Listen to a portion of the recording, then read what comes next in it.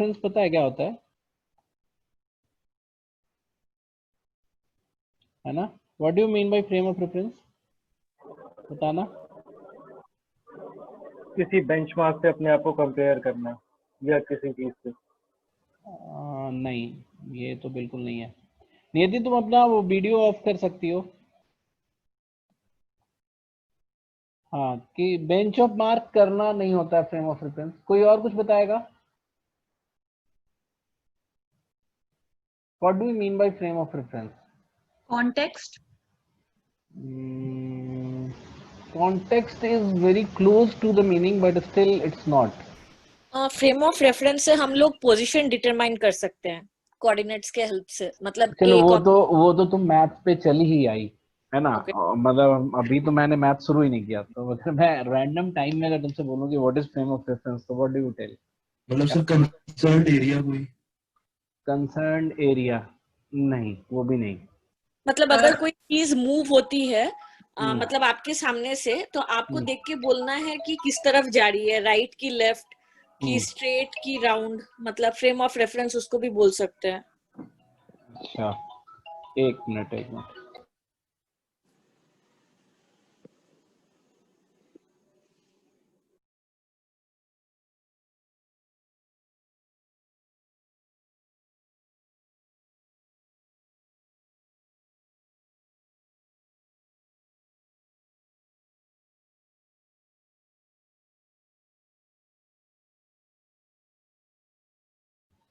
हाँ, तो अब कुछ हद तक सही जा रहा हूँ। फ्रेम ऑफ रेफरेंस मतलब क्या हुआ कि जैसे ऐसे भी समझ सकते हो कि जैसे मेरा एक माइंडसेट है। जैसे मैं अपनी जगह से दिल्ली के बारे में देख रहा हूँ, ठीक है, कि दिल्ली में क्या हो रहा है, और तुम अपनी स्टेट, किसी और स्टेट से दिल्ली के बारे में देख रहे हो। तो हमारा जो देखने का टोटल मतलब जो इसको ऐसे बोलते हैं हम कि, रुको इसको थोड़ा और डिफरेंट डिस्टिंक्ट एग्जांपल से मैं समझाने की कोशिश करता हूँ मेरे को।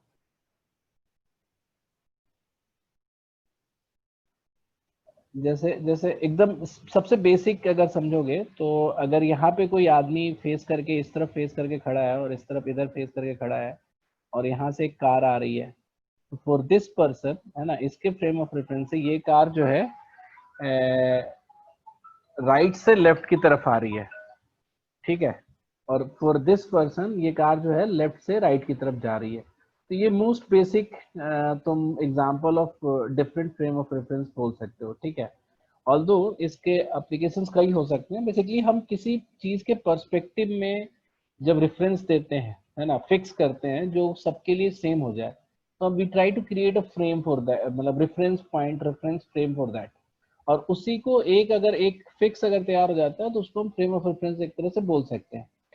तो ऑल्दो ये थोड़ा डिफिनेशन हौच-पौच हो गया, बट तुम अब समझ जाओगे कि अब इसका मैथ्स वाले पार्ट में अगर हम बोले कि जैसे इस पूरे प्लेन पे अगर मैं एक पॉइंट बोल दूं, ठीक है, कि एक पॉइंट मैंने बोल दिया और मैंने तुमसे पूछा कि ये पॉइंट कहाँ है, तो क्या बताओगे कि पॉइंट कहाँ है?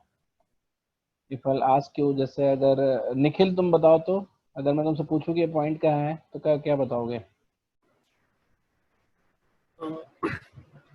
इसका कोई रेफरेंस नहीं है अभी, तो ये तो ओपन मतलब बट तुम you can create your references, है ना, क्या बोलोगे बताओ? मतलब रेफरेंस क्रिएट करने के लिए वो कैसे करते हैं? मतलब still there could be a मतलब डेफिनेट, ये अगर हम ये बोलें कि ऊपर से टॉप से 3 इंच, टॉप से 3 इंच नीचे, है ना, और राइट एंड से 5 इंच डेप्थ पे अगर हम जाए तो वो पॉइंट मिल जाएगा। तो ऐसे भी तो रेफरेंस क्रिएट कर सकते थे ना। लाइक 3 डायमेंशन में, मतलब हाँ एक्स एक्सिस वाई हाँ, एक्सिस और मतलब उसका जेड नहीं, एक्सिस। जेड नहीं, मतलब ये 2 डायमेंशनल ही है ना, ये प्लेन है। तो हम ये बोल सकते थे ना कि टॉप से अगर हम नीचे जाए, 3 इंच नीचे जाए, और राइट हैंड से अगर हम 5 इंच डेप्थ में जाए, तो हमें वो पॉइंट मिल जाएगा। कोई ये भी कह सकता था कि आप बॉटम से 8 इंच ऊपर जाओ, और लेफ्ट हैंड से अगर आप 15 इंच डेप्थ में जाओ, तो आपको ये पॉइंट मिल जाएगा। तो बेसिकली ऐसे तो हमने पॉइंट ऑफ रेफरेंस क्रिएट किया, एक फ्रेम ऑफ रेफरेंस क्रिएट किया to represent something to someone, मतलब कि ये पॉइंट टू समवन कि ये पॉइंट कहाँ पे है। बट ऐसा है कि हम जनरल सेंस में क्या करते हैं, मैथमेटिक्स में क्या करते हैं कि we try to create a frame of reference by ourselves by making a coordinate axes, मतलब making two coordinate axes X and Y. तो ये जहाँ पे मिलता है इसको हम ओरिजिन बोलते हैं। इसका एक्स और वाई दोनों की वैल्यू 0 0 होती है। और अगर आप इसमें ऐसे ऐसे आगे बढ़ते जाते हो,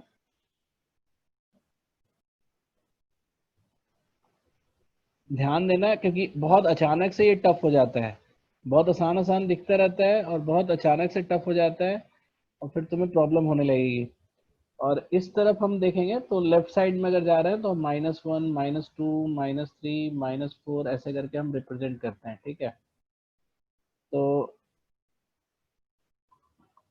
इसी तरह से इसको हम बोलेंगे एक्स एक्सिस और इसको हम बोलेंगे वाई एक्सिस।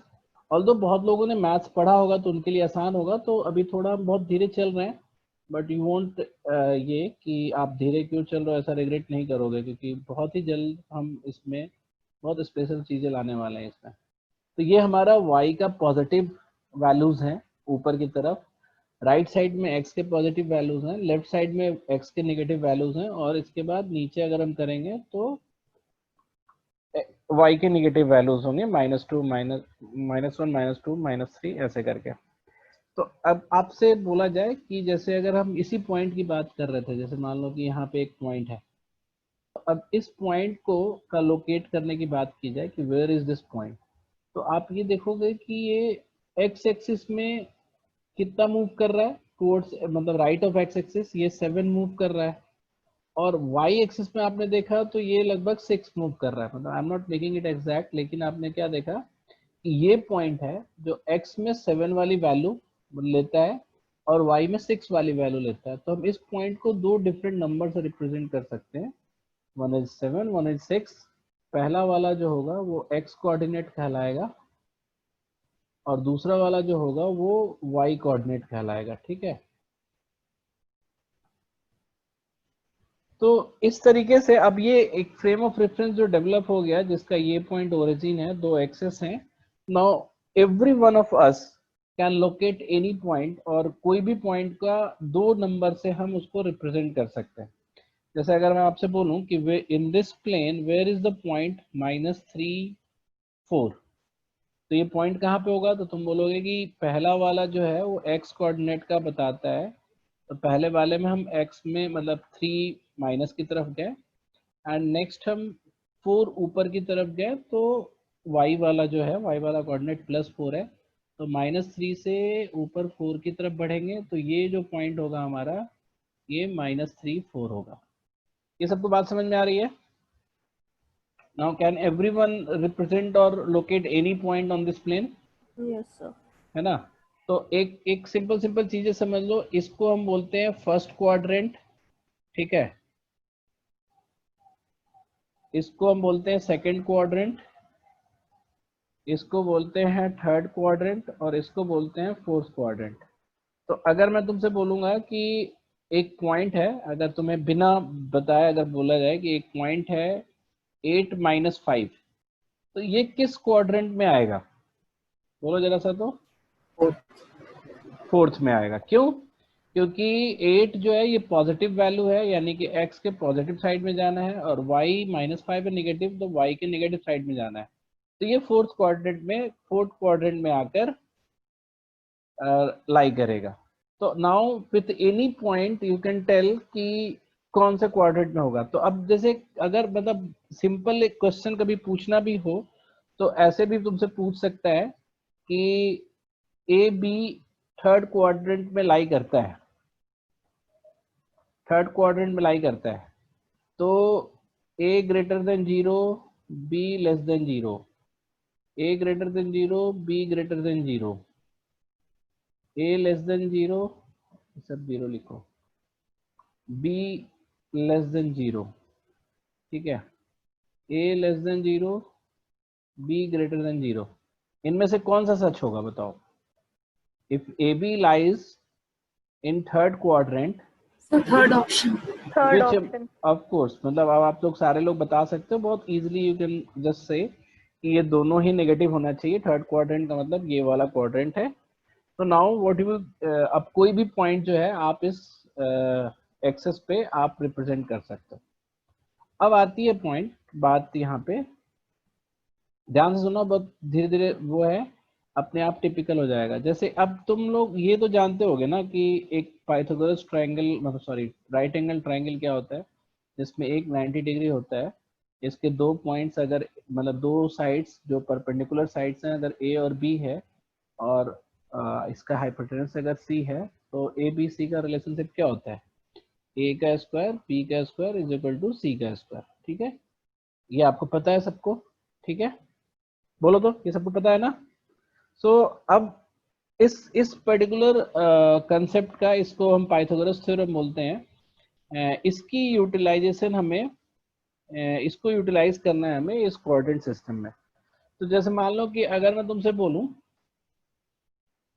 कि मेरे पास दो पॉइंट है, वन इज 1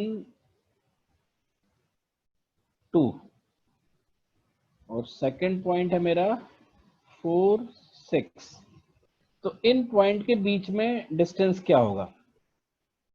अगर तुमसे ये पूछा जाता है इस पॉइंट के बीच में डिस्टेंस क्या होगा, तो तुम देखोगे कि अगर हम इसको ड्रॉ करें 1 2 को, तो 1 2 कहाँ पे आएगा? ये 1 है हमारा, एक्स कोऑर्डिनेट 1 है और वाई कोऑर्डिनेट 2 है, तो ये वाला पॉइंट हमारा 1 2 होगा। 4 6 कहाँ आएगा? तो तुम बोलोगे कि एक्स कोऑर्डिनेट हमारा 4 है और वाई कोऑर्डिनेट 6 है, तो हम इसमें ऊपर जाएंगे, इट विल बी माई 4 6। तो ये 1 2 पॉइंट हो गया। अब ये डिस्टेंस ये आपसे पूछ रहा है, ठीक है? तो टू कैलकुलेट दिस डिस्टेंस हमने क्या किया कि हमने एक राइट एंगल क्रिएट कर लिया, इसको यहाँ पे बढ़ा के और इसको इससे मिला के। तो अब ये वाला जो पॉइंट है ना, ये 4 का एक्स एक्सिस में 4 का पॉइंट है और ये वाला पॉइंट एक्स एक्सिस में 1 का पॉइंट है, तो ये डिस्टेंस कितने का हो जाएगा? 3 यूनिट का हो जाएगा। और ये y में यहाँ पे 2 है और इसका y में कितना है? 6 है। ये 4 6 है ना तुम्हारा, और ये तुम्हारा है 1 2। तो ये यहाँ पे और यहाँ ये वाला पॉइंट अगर तुम्हें बोला ही जाए कि कितना होगा ये वाला पॉइंट, तो तुम क्या बताओगे? 4 2 बताओगे। तो ये 1 से 4 तक यहाँ का डिस्टेंस 3 है और 2 to 6 तक यहाँ का डिस्टेंस 4 है। तो ये लेंथ कितनी हो जाएगी? दोनों पॉइंट का डिस्टेंस कितना हो जाएगा? 5। डिस्टेंस जो हो जाएगा वो बोलोगे 3 square plus 4 square which is √25, तो 5 हो जाएगा। ठीक है, तो ये हमारा जो है दो पॉइंट के बीच में डिस्टेंस निकालने का है। तो अब हमने क्या देखा कि बेसिकली हुआ क्या कि कभी भी दो पॉइंट है ना, कोई भी दो पॉइंट है जिसका हमें डिस्टेंस निकालना है। जैसे मान लो कि हमने बोला कि एक पॉइंट यहाँ है और एक पॉइंट यहाँ है, तो बेसिकली आप क्या कर रहे हो? आप इसके एक्स से लेके इसके एक्स तक का डिस्टेंस देख रहे हो, है ना? इसके एक्स से इसके एक्स तक का डिस्टेंस देख रहे हो। जैसे मान लो ये पॉइंट हमने बोल दिया x1 y1 है, और ये वाला पॉइंट बोल दिया x2 y2 है, और फिर आप यहाँ से देख रहे हो इसके y से लेके इसके y, मतलब इसका y यहाँ पे जो जिसका इसका y यहाँ पे 2 था, तो यहाँ पे भी इस पॉइंट का y तो 2 ही होगा ना, तो y to y का डिस्टेंस आप देख रहे हो। तो बेसिकली ये वाला डिस्टेंस जो होगा आपका, वो क्या होगा? आपको सब्सट्रैक्ट करने से मिल जाएगा, x2 माइनस x1 से मिल जाएगा। और ये वाला डिस्टेंस आपको कैसे मिलेगा? y2 माइनस y1 से मिल जाएगा, क्योंकि ये आपको यहाँ से यहाँ तक का डिस्टेंस चाहिए। तो जब ये डिस्टेंस दोनों मिल जाएंगे तो इससे आप पाइथागोरस लगा दोगे तो आपका दोनों पॉइंट्स के बीच की डिस्टेंस मिल जाएगी। तो distance between points, distance between 2 points in coordinate, ये क्या हो जाएगा आपका? फिर आपको पता ही है कि जो ये वाली वैल्यू है जो भी आएगी इसका स्क्वायर, तो x2 माइनस x1 का स्क्वायर, और ये जो हमारा ये इसका लेंथ आया उसका स्क्वायर को हम जोड़ के, क्योंकि ये हाइपोटेनस ही हमारा डिस्टेंस है, तो y2 माइनस y1 का स्क्वायर का रूट अंडर। तो ये आपने पहला फॉर्मूला क्रिएट किया जो जनरली हम पहले रटते थे. So now you don't have to मतलब मेमोराइज इट. आप बिल्कुल बेसिकली रियलाइज कर सकते हो कि क्या होगा हमारा डिस्टेंस बिटवीन दीज 2 पॉइंट्स. ठीक है, यहाँ तक सबको क्लियर हुआ? बताओ. Yes sir. यस सर मुझे थोड़ा क्लियर नहीं हुआ ये वाला. बताओ कहाँ ये पे. डिस्टेंस वाला ही मतलब ये कैसे निकला मेरे को क्लियर नहीं हुआ. एक मिनट बताते हैं. तुम ये वाले में समझी थी, यहाँ पे इसको समझी थी? ये जो 1, 2 और 4, 6 पॉइंट का डिस्टेंस हमने निकाला था, ये तुमने समझ में आया था तुम्हें? हाँ. तो इसमें हमने क्या किया था, हमने ये देखा था कि यहाँ पे x का कोऑर्डिनेट 1 है इस जगह पे, ठीक है, और यहाँ से हम x का कोऑर्डिनेट जो सेकंड पॉइंट का है वो हमने देखा 4 है. तो दोनों x का कोऑर्डिनेट का जो डिफरेंस है वही तो मेरा ये यहाँ से ये पूरी लाइन की डिस्टेंस होगी. ठीक है, फिर हमने यहाँ पे y का जो कोऑर्डिनेट है इस वाले पॉइंट पे जो y का कोऑर्डिनेट है 2 और इस वाले पॉइंट पे y का जो कोऑर्डिनेट है 6, उसका डिफरेंस लिया तो हमें ये वाली डिस्टेंस मिली 4 की. तो अब एक ट्राइंगल मेरा बन गया which is basically the distance between the 2 points and x का डिफरेंस एंड y का difference.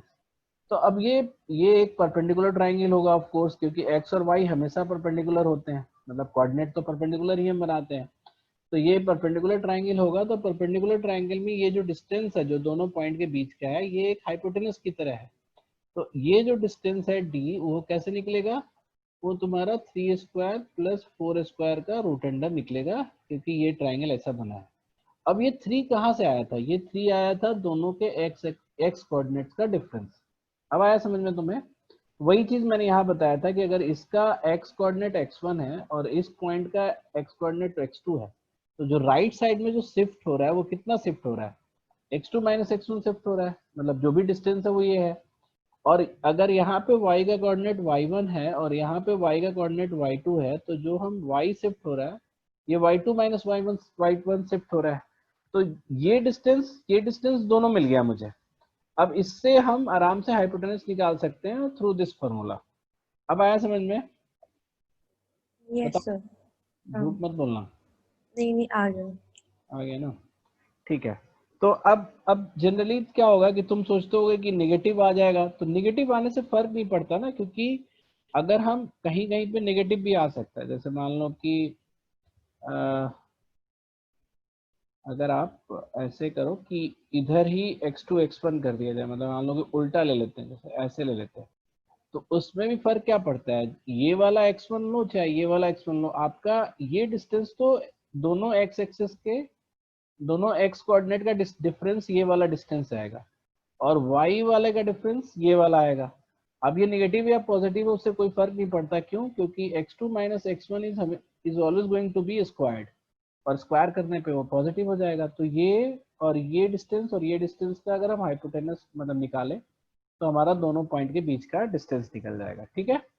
So now what you know, the first definition, the first formula that we have ever remembered, वो आपको remember करने की जरूरत नहीं है. क्यों? क्योंकि नाउ यू नो कि आपका जो वो है डिस्टेंस है वो बेसिकली हमें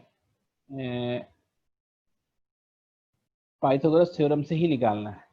ठीक है. तो अब एक चीज मुझे बताओ, अगर मैं बोलूं कि 0, 3 और 0, 5 इनके बीच में क्या डिस्टेंस होगा?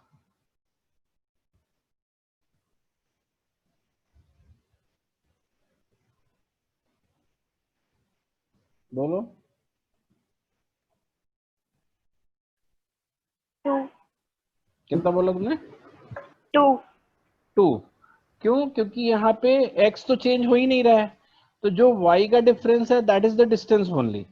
तो अगर हम इसको अगर देखें तो ये वाला पॉइंट मेरा 0, 3 है, तो ये वाला पॉइंट हमारा 0, 5 होगा, तो यही डिस्टेंस हो जाएगा हमारा. तो if in case there is no मतलब वो नहीं बन रहा है, एक वर्टिकल या ट्रायंगल क्रिएट नहीं हो रहा है, तो जो डिस्टेंस किसी भी एक्सिस का है वही आपका पॉइंट्स का डिस्टेंस हो जाएगा. तो all of sudden if someone asks कि 5 4 एंड 5 9 या 9 4, इनके बीच में क्या डिस्टेंस होगा बताओ?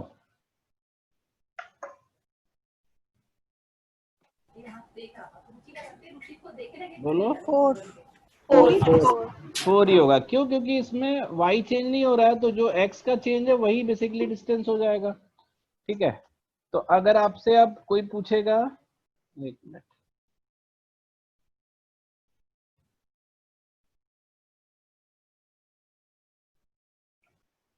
वन 3 एंड 8 15, ठीक है, इनके बीच में क्या डिफरेंस होगा, डिस्टेंस होगा?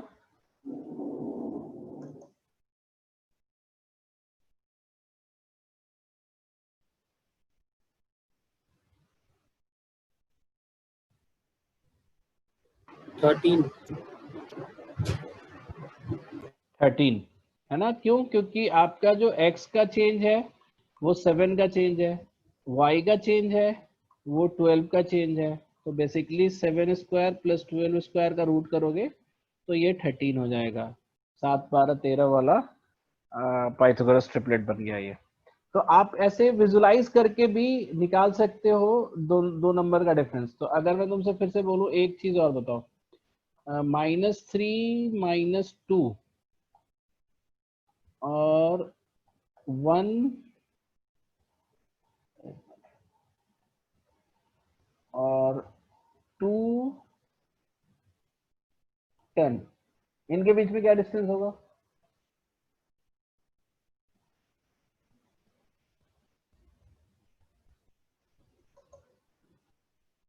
थर्टीन 13 ही। क्यों? क्योंकि आपको फिर से दिखा क्या, x का जो चेंज है वो 5 का है, क्योंकि कोई भी नंबर जो -3, अब देखो ध्यान से देखना, इसको हम बनाते हैं, लिखते हैं। जैसे ये तुम्हारा -3 -2 मान लो कि ये वाला पॉइंट है ना, -3 -2, एक मिनट, और 2 एंड 10 हमारा ये वाला पार्ट है,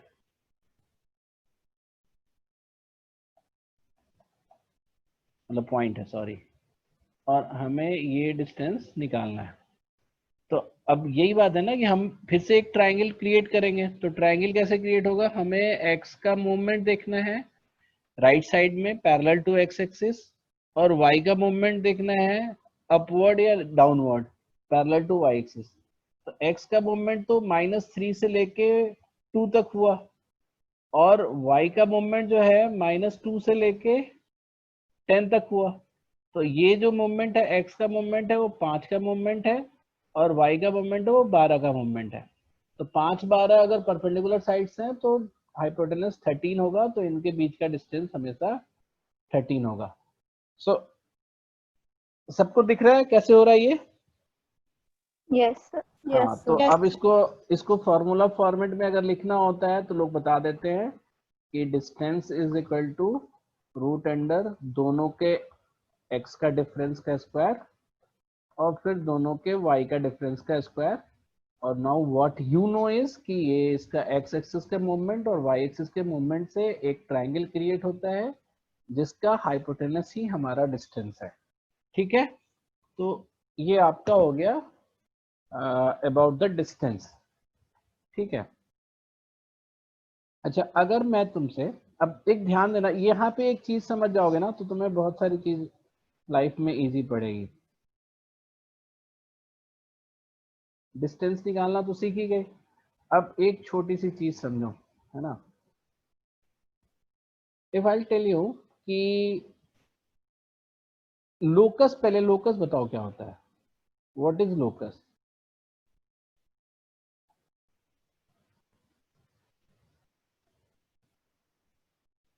क्या होता है लोकस?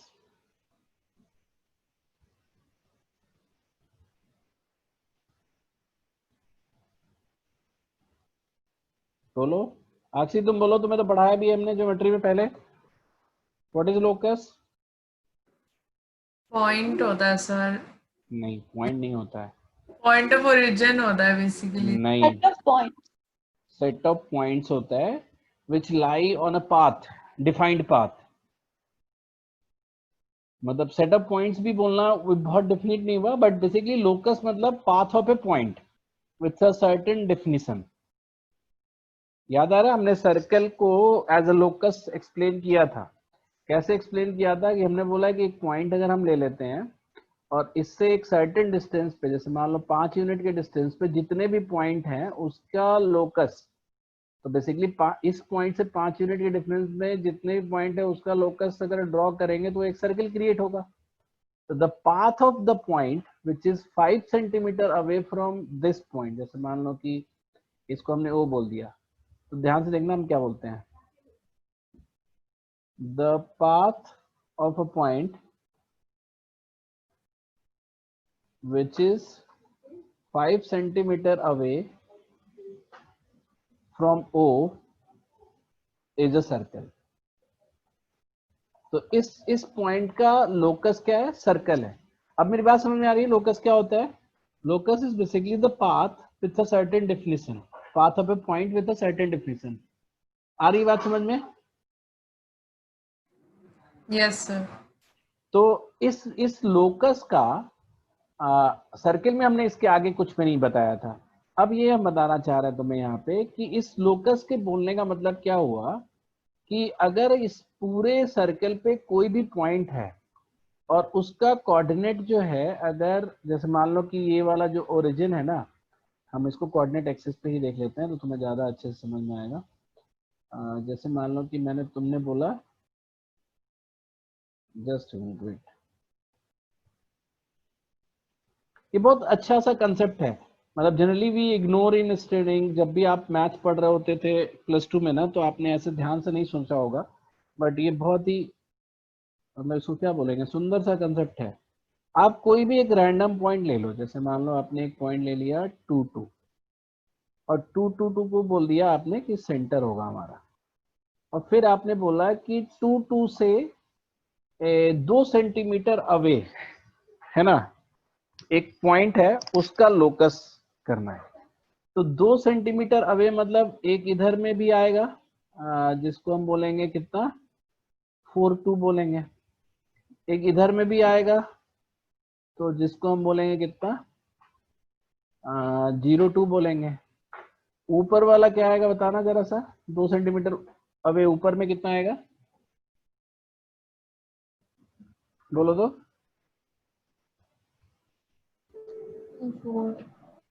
2 4 जिसने भी बोला कॉन्फिडेंटली बोलो, तुम्हें समझ में आ रहा है अब. 2 4.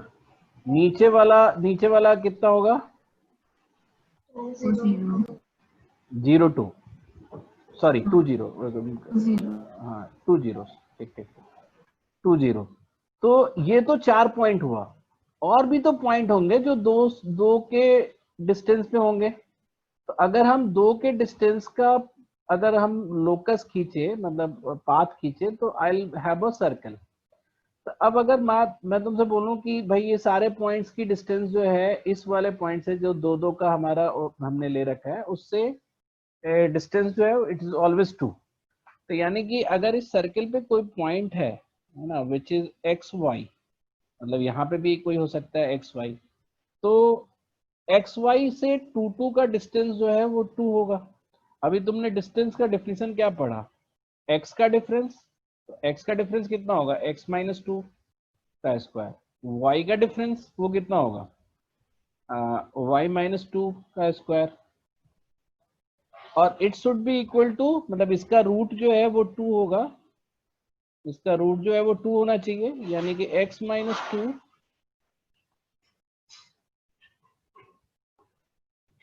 ऐसा हो जाएगा. ये बात सबको समझ में आ रही है कि अगर कोई भी पॉइंट है इस सर्कल पे, उसका अगर हम x और y कोऑर्डिनेट लें तो इस इक्वेशन को जरूर सेटिस्फाई करेगा. और हम इसका रिवर्स भी बोल सकते हैं कि कोई भी पॉइंट ऐसा ले लेते हैं, कोई भी xy ऐसा ले लेते हैं जो इसको सेटिस्फाई करे, वो पक्का इस सर्कल पे पड़ेगा. आप मेरी बात समझ रहे हो ना कि how limited this locus is. अगर तुमसे बोले कि उस सर्कल पे कितने पॉइंट्स है, तो तुम बोल सकते हो इनफिनाइट पॉइंट्स है, लेकिन ये पक्का है कि वो सारे पॉइंट्स जो है इस इक्वेशन को सेटिस्फाई कर रहे होंगे. और any point which is satisfying this equation, तो पक्का यहीं पे गिरेगा, क्योंकि तुम सोचो इस सर्किल के अंदर ना कोई ऐसा पॉइंट होगा ना बाहर ऐसा कोई पॉइंट होगा जो सेम इक्वेशन को सेटिस्फाई करेगा। ये बात मेरी समझ में आ रही है? तो बेसिकली किसी भी डिफिनिट लोकस को, है ना, स्ट्रेटेजिकली, मतलब डिफिनिट मतलब वैसे होता है, डिफिनिट मत बोलो वर्ड यहाँ पे, मतलब डिफाइंड लोकस को आप इक्वेशन में रिप्रेजेंट कर सकते हो, जैसे मैंने यहाँ पे इक्वेशन में रिप्रेजेंट किया है। ये बात में सबको समझ में आ गई क्या कह रहा हूं मैं? Although this is out of क्या बोलेंगे उसको, ऐसा कंसेप्ट है जो जनरली हम सुनते नहीं है, बोलते नहीं है, बट थोड़ा अच्छा है, तुम लोग को जानना चाहिए ये कि हमारा ये एक्स वाई के जनरलाइज फॉर्मेट में एक इक्वेशन बन गया। इफ एनी एक्स वाई, मतलब कोई भी सेट ऑफ एक्स वाई, जैसे मान लो ए और बी, इसको सेटिस्फाई करता है, that means this point A and B is on this circle only. बात समझ में आ गई सबको? बोलो हाँ, बोलो तो, या ना बोलो? Yes, sir. Yes, sir. चलो, तो अब हम आते हैं छोटे चीजों पे। ये थोड़ा टिपिकल था, अब हम बहुत सिंपल सी चीज पे आते हैं। अगर मैं किसी बोला कि मैंने बोला एक लोकस है which says x equal to 5, इसका मतलब क्या होगा बताना जरा सा। अब मैंने किसी को बोला कि एक लोकस मुझे मिला, एक लोकस है x इक्वल टू 5, इसका क्या मतलब होगा बताना? सर सर्कल का रेडियस 5 होगा। नहीं नहीं नहीं नहीं, यहाँ सर्कल कहाँ है? ये y कोऑर्डिनेट 0 होगा। नहीं, ये भी नहीं बोला। लाइन पैरेलल होगी y नहीं एक्सिस। नहीं, वो तो बाद में। इस लोकस का मतलब हुआ कि वो सारे पॉइंट जिसके x 5 है, यही मतलब हुआ ना उसका। अगर मैं इससे डिफाइन कर रहा हूं लोकस को, इस इक्वेशन से डिफाइन कर रहा हूं लोकस को, that means says all the points या पाथ ऑफ द पॉइंट, ऐसे बोलो। जब लोकस बोल रहे हैं तो पाथ करके ही लिखेंगे, path of the point whose x coordinate is 5। अब समझ में आ रहा है क्या हुआ? यही हुआ ना इसका मतलब। तो अब मान लो उस पाथ को हमको ड्रॉ करना है, तो x कोऑर्डिनेट 5 का कब होगा? जब ये x इक्वल टू प्लस 5 होगा, तो ये 5 0 वाला पहला पॉइंट होगा। अब इसके ऊपर या इसके नीचे, मतलब इस लाइन पे कोई भी पॉइंट ले लो, उन सब की जो x कोऑर्डिनेट होगी वो 5 ही होगी। जैसे हम इसको 5 3 बोल सकते हैं, इसको 5 5 बोल सकते हैं, इसको 5 -4 बोल सकते हैं। तुम देखोगे कि y तो चेंज हो रहा है बट x इज ऑलवेज 5। बोलो समझ में आया तुम्हें? If someday I will say कि locus of the point, locus ऐसे डिफाइन किया हमने x इक्वल टू 5, तो मतलब तुम उस पॉइंट के पाथ को ट्रेस करोगे जिसका x कोऑर्डिनेट 5 है। ये बात समझ में आ रही है तुम लोग को? बोलो Yes, sir. पक्का? झूठ बोल रहे हो तुम लोग। कोई हाँ बोलो। एनीवन? आगे बढ़ूं? तो बेसिकली हुआ क्या कि ये लोकस जो है, ये लोकस जो है, ये एक स्ट्रेट लाइन है, ठीक है? वो आपको बना के दिखाई दिया कि स्ट्रेट लाइन बन रहा था ये वाला। तो this locus is a straight line. तो जैसे अगर मैं तुमसे बोलता कि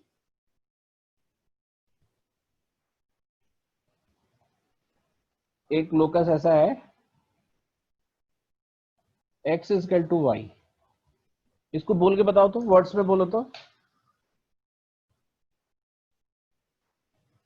कोई इसको वर्ड्स में बोलो तो, इस लोकस को कैसे डिफाइन करेंगे? सिद्धार्थ बोलो, आवाज नहीं आ रही तुम्हारी। वो पाथ जब x और y दोनों के कोऑर्डिनेट बराबर होंगे। x और y कोऑर्डिनेट बराबर होंगे, तो हम ऐसे इसको ऐसे बोलो ना, अच्छे से बोलो ना, कि तुम लोग को GDPI LR सब तो करना है, सब जगह बोलना पड़ेगा आगे चल के। तो तुम ऐसे बोलो, हाँ बोलो रे सर। वेयर बोल सकते हैं इसको? वेयर नहीं, पाथ ऑफ द पॉइंट है ना, path of the point whose coordinates are equal. ये ठीक लग रहा है?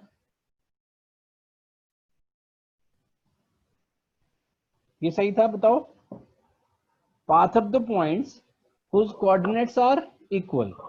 तो अगर तुम इसको ड्रॉ करना चाहोगे तो आप क्या देखोगे? तो कि देखोगे कि भाई एक 0 0 भी यही चीज है, 1 1 लेंगे तब भी कोऑर्डिनेट्स इक्वल हो गए, 2 2 लेंगे तब भी कोऑर्डिनेट्स इक्वल हो गए, -1 ले सकते हैं तब भी कोऑर्डिनेट्स इक्वल हो गए। तो ये भी एक क्या होगा, एक तरह से ये भी लोकस है, एक स्ट्रेट लाइन है। ये बात समझ में आ गई? बोलो। Yes sir. ठीक है, तो अब मैं तुमको ऐसे ही थोड़ा थोड़ा लोकस तुम्हें बता रहा हूं, बताना मुझे कैसे होगा और कैसा दिखेगा वो। अगर मैं तुमसे बोलता कि लोकस ड्रॉ करना है, y जो होगा x + 5 होगा,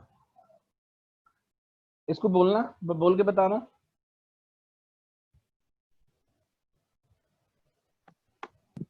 A path where y will be 5 times more than x. 5 times बोल रही हो क्या? 5 more than x, 5 units more than x. Path of a point whose coordinates are in a मतलब coordinates in such a way, coordinates are in such a way, y coordinate या मतलब whose y coordinate is 5 more than the x coordinate, यही बोलोगे ना? path of a point whose y coordinate is 5 more than x। हाँ कायनात? Yes, sir. हाँ, तो अब तुमने क्या देखा कि जब भी y और x के सिंगल पावर में हम ले रहे हैं ना, इसको भी बना के देख ही लेते हैं। तो अगर हम इसको देखना चाहते हैं कि कैसा होगा, तो जैसे मान लो कि अगर हम वो पॉइंट लें जिसमें x 0 है, तो उस पॉइंट पे y कितना होगा? x 0 होगा तो y 5 होगा, x 1 होगा तो y 6 होगा, x -1 होगा तो y 4 हो जाएगा। तो आपने क्या देखा कि x 0 पे y जो है वो 5 है, x 1 पे y जो है वो 6 है, और x -1 पे y जो है वो 4 है। तो अगर आप इस तरह से, ये लाइन जैसे ऊपर जा रही है, तो इस लाइन को, ये लाइन ही बना, मतलब ये लोकस जो है एक तरह से लाइन ही बना। तो आपने क्या देखा कि y और x के ऐसे रिलेशन जिसमें पावर्स नहीं है, मतलब जैसे पावर नहीं है, तो ऐसे रिलेशन जो होते हैं वो हमेशा स्ट्रेट लाइन बनते हैं। तो ये लोकस जो है वो हमेशा स्ट्रेट लाइन बनेगा। तो अब तुमसे अगर मैं बोलूं, इसको रिवर्स सोचने का ये तरीका है कि हम y को x के रिस्पेक्ट में बताना चाहते हैं कि y कोऑर्डिनेट x के रिस्पेक्ट में कैसा होगा। तो जैसे अगर मैं बोलूं कि y = x + 5 मैं बोल रहा हूं, तो इसका मतलब मैंने क्या बोला कि y जो है, अब ये एक स्ट्रेट लाइन होगा, ये तुम्हें पता चल गया, क्योंकि कोई भी फर्स्ट ऑर्डर का कोई भी हम इक्वेशन ले रहे हैं तो वो एक लोकस बन रहा है स्ट्रेट लाइन का। स्ट्रेट लाइन हो गया। फिर इस स्ट्रेट लाइन की क्या खासियत है? इसका y कोऑर्डिनेट है इसके x कोऑर्डिनेट से 5 ज्यादा है। ठीक है, तो ऐसे हम बोलेंगे। तो अब तुम कोई भी स्ट्रेट लाइन उठाओ या कोई भी इक्वेशन उठाओ y के रिस्पेक्ट में, जैसे मान लो कि मैंने तुमसे बोला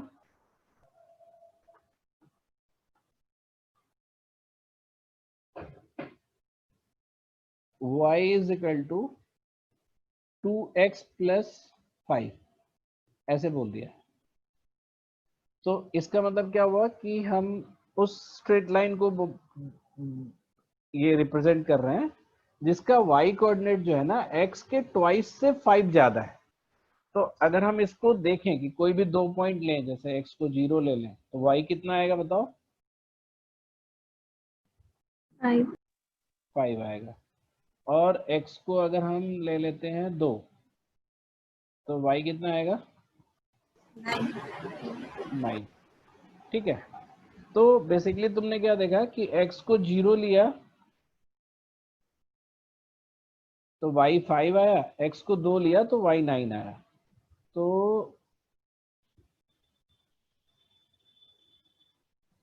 इसको, ये वाला पॉइंट जो है वो 0 5, यानी कि उस लाइन पे ये भी पॉइंट होगा और उस लाइन पे ये भी पॉइंट होगा।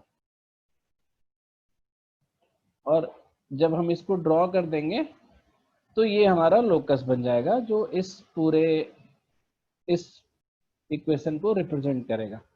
तो अब हमने नए तरीके से देखना शुरू किया लोकस को। इसमें हम y की मूवमेंट चेक कर रहे हैं कि y की मूवमेंट कैसी है। तो हमने बोला कि y की मूवमेंट ऐसी है कि 0 पे y जो है वो 5 है, एंड देन हर x के साथ कितना बढ़ रहा है, हर एक x के साथ y कितना बढ़ रहा है, 2 बढ़ रहा है। देख रहे हो, क्योंकि ये 5 तो शुरू से ही है। उसके बाद क्या हो रहा है कि x से डबल हो रहा है। तो इसमें 3 चीजें आई, मतलब एक जो है इस पूरे इक्वेशन में हमारे पास वो है कि y जो है, y की मूवमेंट कैसी है।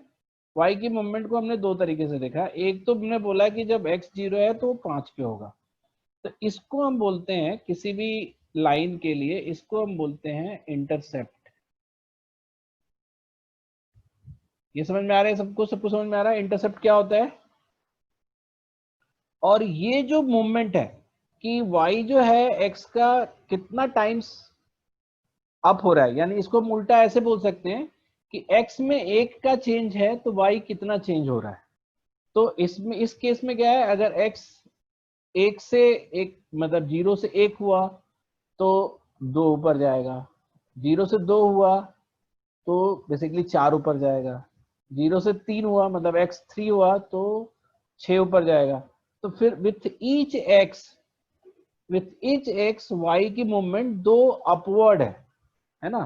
तो हम इसको जो अपवर्ड वाला बोलते हैं, ये वाला जो पॉइंट है इसको 2/1 लिखते हैं, ठीक है। मतलब इसमें कि इंटू एक्स, मतलब x में को डिवाइड किया 1 से और इंटू 2। तो मतलब मान लो कि x की वैल्यू 4 है तो उसको 1 से डिवाइड किया तो 4 इंटू 2 8 ऊपर बढ़ा। तो ईच x के साथ 2 ऊपर बढ़ रहा है। तो ये जो पार्ट है 2/1 इसको हम बोलते हैं स्लोप। और इसका रिप्रेजेंटेशन कैसे होगा, तो जैसे हम लोग कभी भी देखें तो ये 2 आगे बढ़ा x के 1 आगे बढ़े पे, तो उसको हम बोलते हैं स्लोप।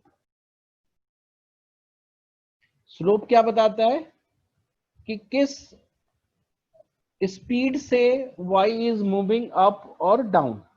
तो अब जैसे मान लो कि हम किसी भी इक्वेशन को, चलो तुम लोग अब मैं कोई भी कोई एक इक्वेशन बताना, तुम लोग में से कोई y के रिस्पेक्ट में बताना। जैसे हमने बोला कि y is equal to 3/2x plus 2। तो इसको कैसे हम पढ़ेंगे बताओ? How do we speak about this ये लोकस? तुम्हें ये तो पता चल गया कि ये जनरलाइज्ड लोकस है, there will be numerous point which will satisfy this, और वो एक ही स्ट्रेट लाइन पे पढ़ेंगे। लेकिन अगर हम y की मूवमेंट के सेंस में अगर हम इसको बोलना चाहेंगे तो कैसे बोलेंगे? y शैल स्टार्ट एट 2 से स्टार्ट होगा y, यानी कि इंटरसेप्ट जो है वो इस लाइन का 2 हो गया। इसके बाद जरा इसको स्लोप को बोल के बताना, क्या बोलेंगे?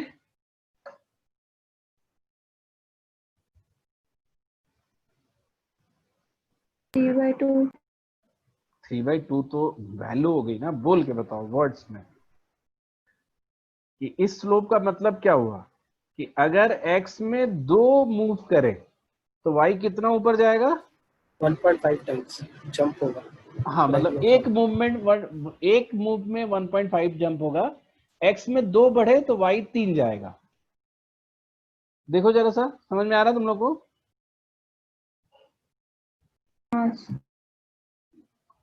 जैसे अगर हम ऐसे कर दें कि 0, अगर x 0 है तो y कितना आएगा? 2। अगर x 0 है तो y आएगा 2। एक मिनट। अच्छा, x 1 है तो y कितना आएगा?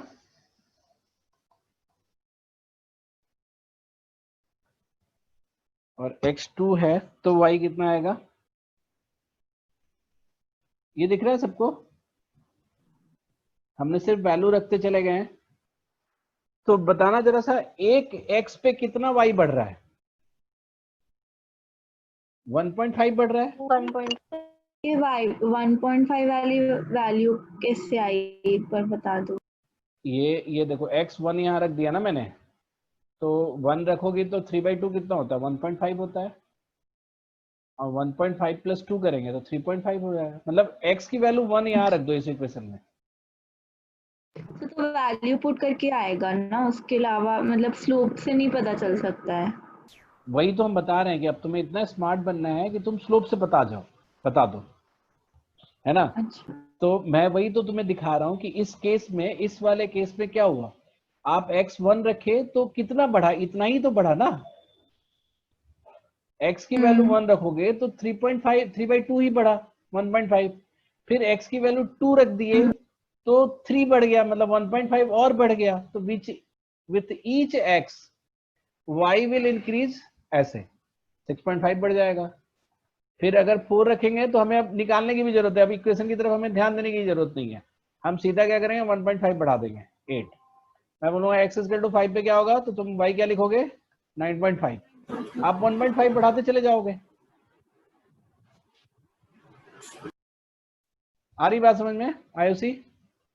हाँ सर आ रही। हाँ, अच्छा तुम लोग एकदम इसको फन एक्सरसाइज की तरह लेना, you don't have to be excel in anything, समझे। लेकिन ऐसा होना चाहिए ना, कभी कोई बात हो रही है तो तुम्हें भी समझ में आए। कोई ऐसा नहीं होना चाहिए ना, कोई मतलब कोई ऐसा बोल दे कि अच्छा तुम बच्चे हो बैठो तुम बात मेरी मत सुनो।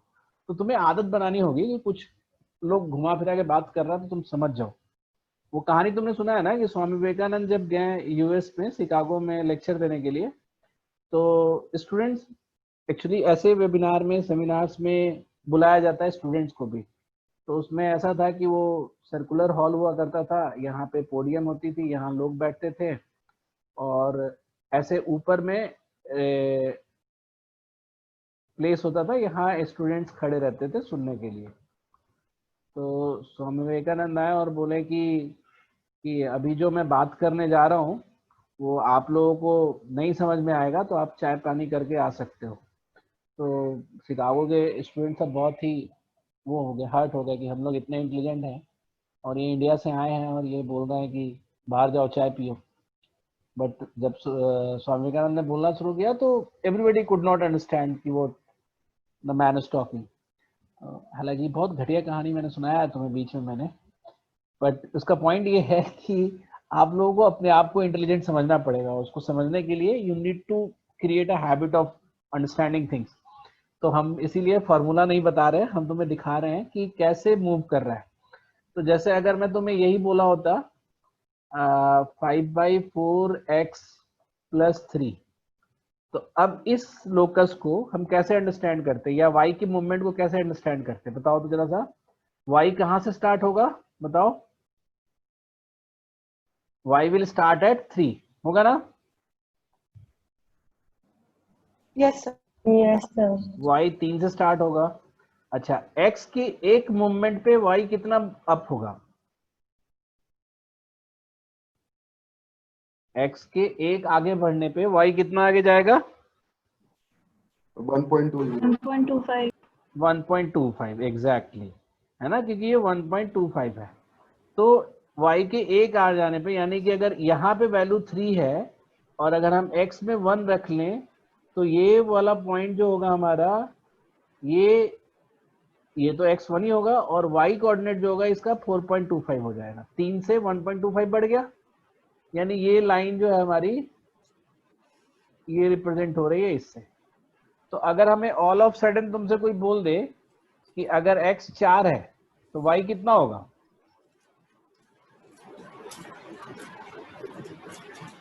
x 4 है तो y कितना होगा? तो आपको पता है कि x 4 है तो y 5 बढ़ेगा। यही मतलब हुआ ना इस स्लोप का।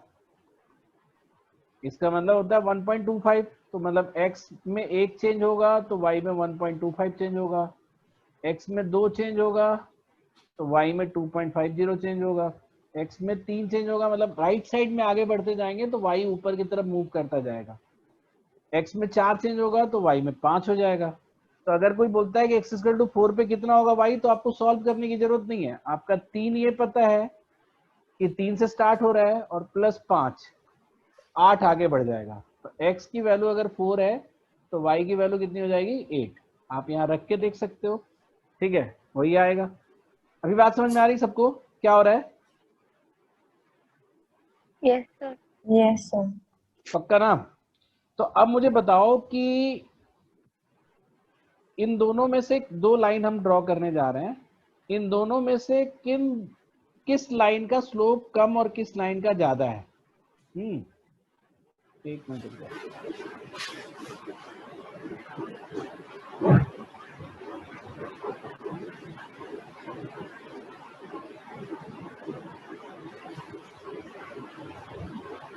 ये लाइन 1 है और ये लाइन 2 है, किसका स्लोप ज्यादा है?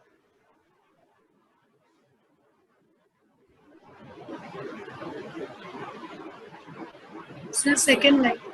सेकंड वाले का। क्यों? क्योंकि सेकंड वाले में अगर आप x में 1 बढ़ रहे हो तो y का चेंज ज्यादा है, फर्स्ट वाले में x में 1 बढ़ रहे हो तो y का चेंज कम है।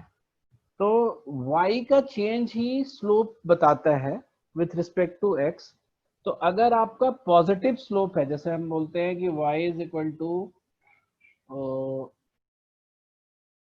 3x प्लस 5, तो ये तो पॉजिटिव स्लोप है, मतलब y की वैल्यू जो है x में 1 बढ़ने पे 3 बढ़ जा रही है, तो यानी ऊपर की तरफ जाएगा हमेशा अपवर्ड डायरेक्शन में, मतलब लेफ्ट से राइट जाएंगे तो लाइन जो है ऊपर की तरफ मूव करेगा, ठीक है। और अगर मैं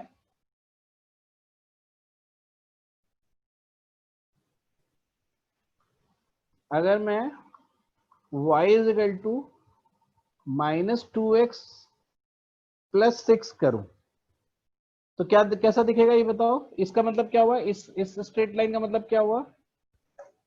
बोलो तो, वर्ड्स में बोल के बताओ।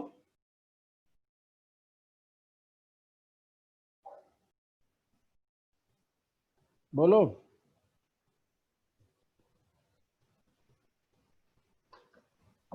एक क्या क्या क्या? -2 नीचे हो जाएगा। हाँ, मतलब स्टार्ट तो होगा 6 से।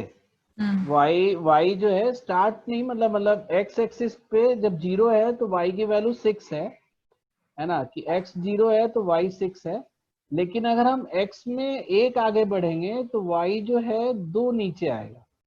तो x में अगर हम 1 और आगे बढ़ेंगे तो y 2 और नीचे आएगा क्योंकि -2 है, और x में 1 और बढ़ेंगे तो y 2 और नीचे आ जाएगा और यहाँ मिल जाएगा। मतलब बेसिकली क्या है, 2 ही पॉइंट को ड्रॉ करने से लाइन बन जाता है, बट आपको दिखना चाहिए कि वो कैसे मूव कर रहा है। तो अगर ये 6 है, देखो इंटरसेप्ट 6 से शुरू हुआ है और हर x पे 2 कम होता जा रहा है, तो 3x बढ़ा लेंगे, x की वैल्यू 3 रख लेंगे, तो अपने आप ही y की वैल्यू क्या हो जाएगी? 0 हो जाएगी। और देख रहे हो, मतलब यहाँ पे भी ऐसा ही दिखा मुझे। तो ये नेगेटिव स्लोप हुआ, जिसमें अगर आप लेफ्ट से राइट जाओगे तो लाइन जो है नीचे की तरफ जाती दिखेगी, ठीक है। तो जब भी कोई लाइन है वो दो चीजों से डिफाइन हो रहा है, एक तो क्या, एक तो कहां से शुरू हो रहा है जिसको हम C बोलते हैं, है ना, दूसरा किस रेट में आगे ऊपर या नीचे जा रहा है विथ रिस्पेक्ट टू x, तो उसको हम m बोलते हैं, m मतलब स्लोप, और m इंटू एक्स। तो ये है आपका locus of a straight line या locus of a point which is straight line. तो लोकस अब वर्ड भूल जाओ, है ना, ये एक स्ट्रेट लाइन का स्टैंडर्ड वे ऑफ रिप्रेजेंटेशन है, ठीक है, स्ट्रेट लाइन का स्टैंडर्ड वे ऑफ रिप्रेजेंटेशन है। तो अब जैसे मान लो कि अगर मैं तुमसे बोलूं कि there is a straight line y is equal to -2x plus 6, अब कोई भी दो पॉइंट ले लो जो इसको सेटिस्फाई करता है। जैसे मैंने बोला कि अगर हम x इज इक्वल टू -1 ले और y इज इक्वल टू 8 ले लें,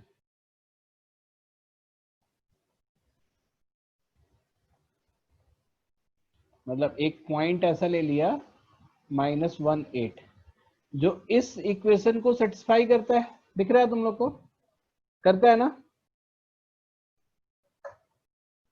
बोलो हाँ ना, कुछ बोलो।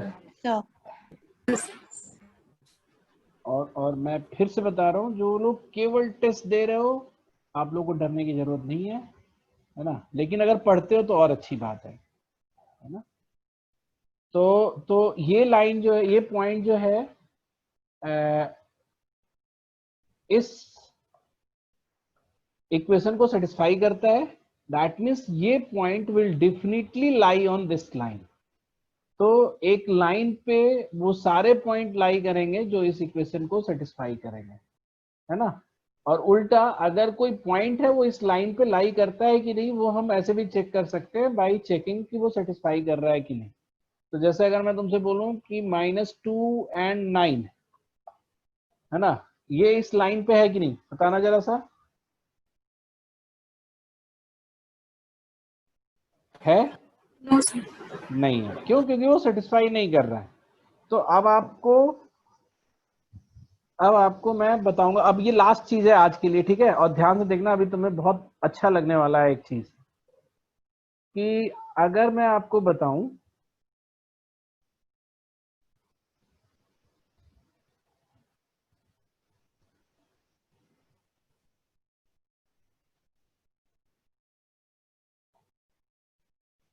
ये 2 4 है और एक लाइन है आपका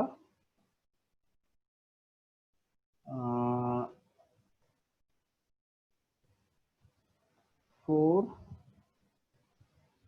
8, ठीक है। ये 2 4 है और ये 4 8 है, ठीक है। अब मैंने तुमसे बोला कि इस दोनों पॉइंट से जाने वाले लाइन का इक्वेशन बताओ। तो अब तुम्हें इससे इस दोनों पॉइंट से क्या पता चल सकता है? एक तो तुम्हें रेट पता चल सकता है। जैसे हमारा लाइन जो होता है वो y इज इक्वल टू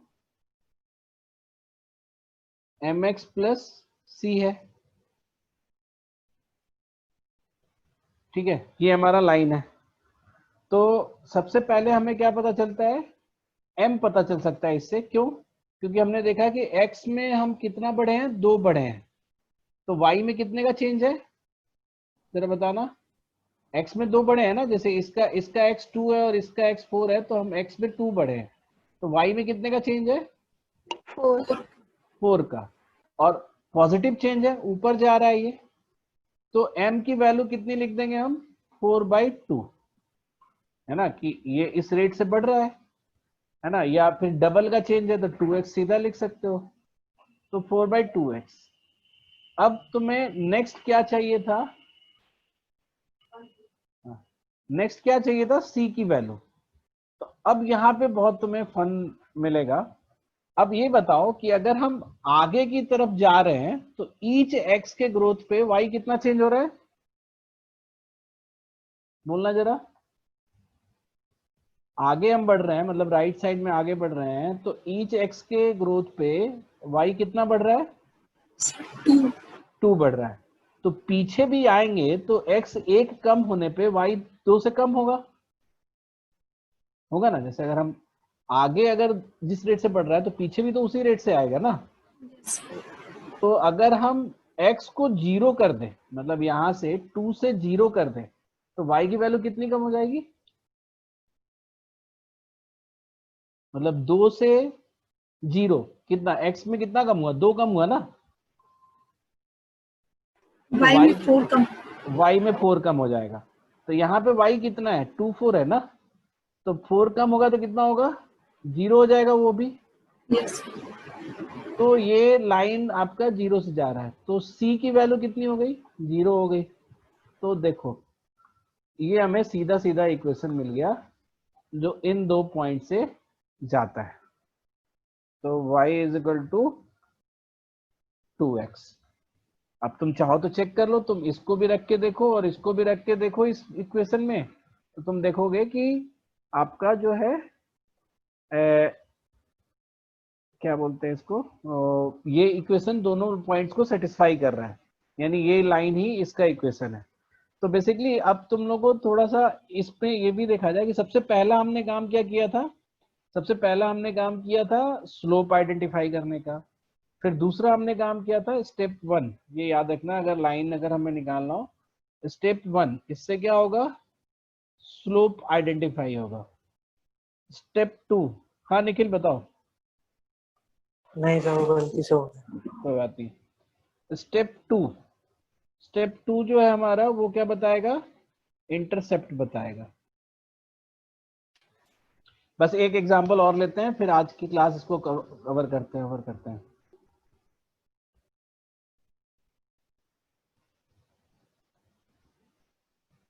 कोई भी 2 पॉइंट तुम लोग बोलो जरा सा, एनी रैंडम पॉइंट बताओ, उसी से हम निकालेंगे इक्वेशन। बताओ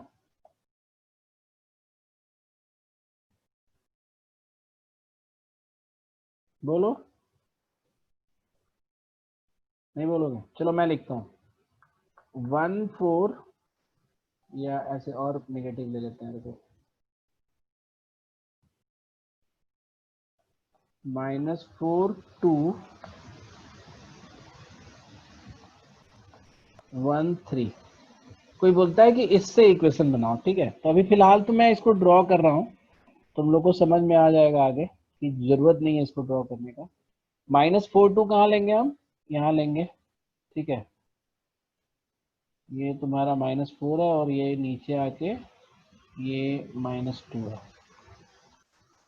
तो ये मेरा पॉइंट हो गया -4 2 -2।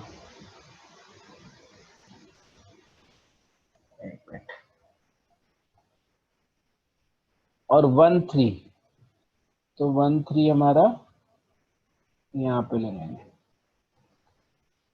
और ये जो है हमारा लाइन है।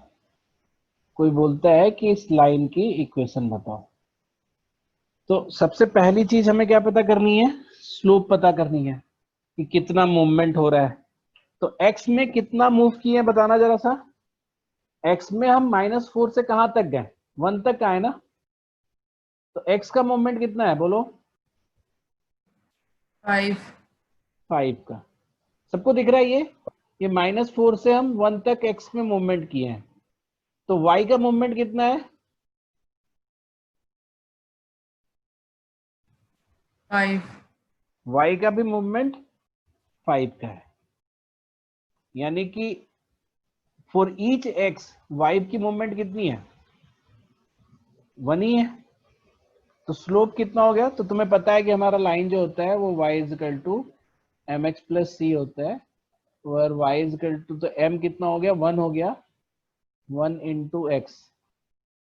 अब तुम्हें नेक्स्ट क्या चाहिए, ये स्टेप 1 हो गया हमारा, to calculate the slope. Step 2, इसमें हम निकालते हैं इंटरसेप्ट। इंटरसेप्ट क्या होता है, जब x 0 हो, तो तुम x 0 करने के लिए x को कितना मूव कराना है, हमें 4 से मूव कराना है ना। -4 यहाँ पे है, तो x को 0 करने के लिए हमें 4 मूव कराना है। तो अगर x में हम 4 मूव करा रहे हैं, तो y कितना अप होगा,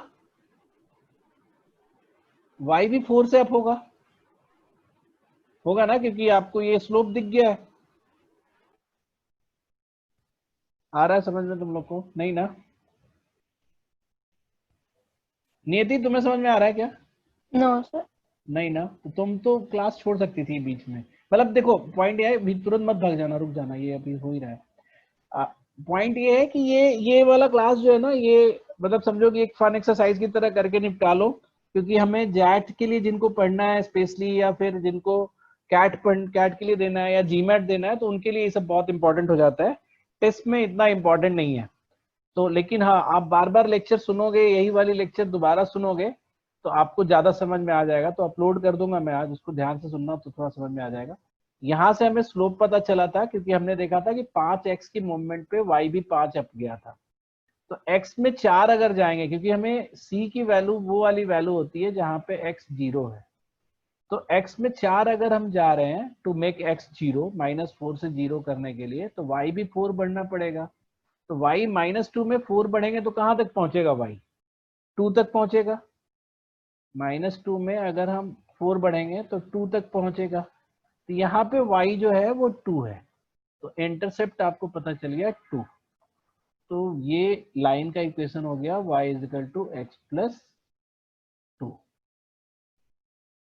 ठीक है, चलो ये डन हो गया। अभी मैं 1 मिनट तुम लोग को बता दूं, मतलब क्लास तो चलो ओवर हो गई।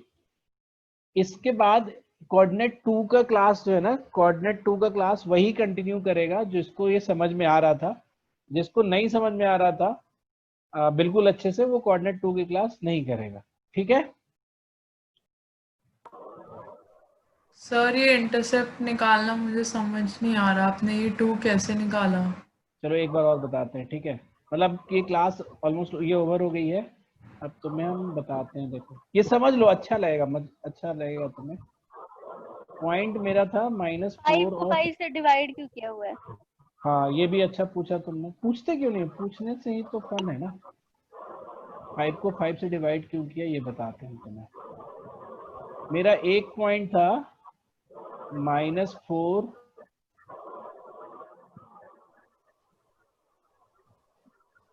-2,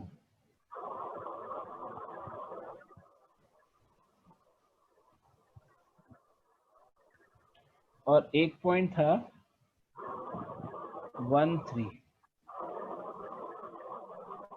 बस मुझे ये बताओ कि इस पॉइंट से इस पॉइंट तक पहुंचने में x कितना बढ़े हम, how much change in x, ये बताना। 5। और कितना y बढ़े हैं ये बताना। वो भी 5 बढ़े। हाँ तो देखना, ये एक x के लिए मतलब 5x के लिए 5y बढ़े, तो एक x के लिए कितना बढ़ोगे? 1।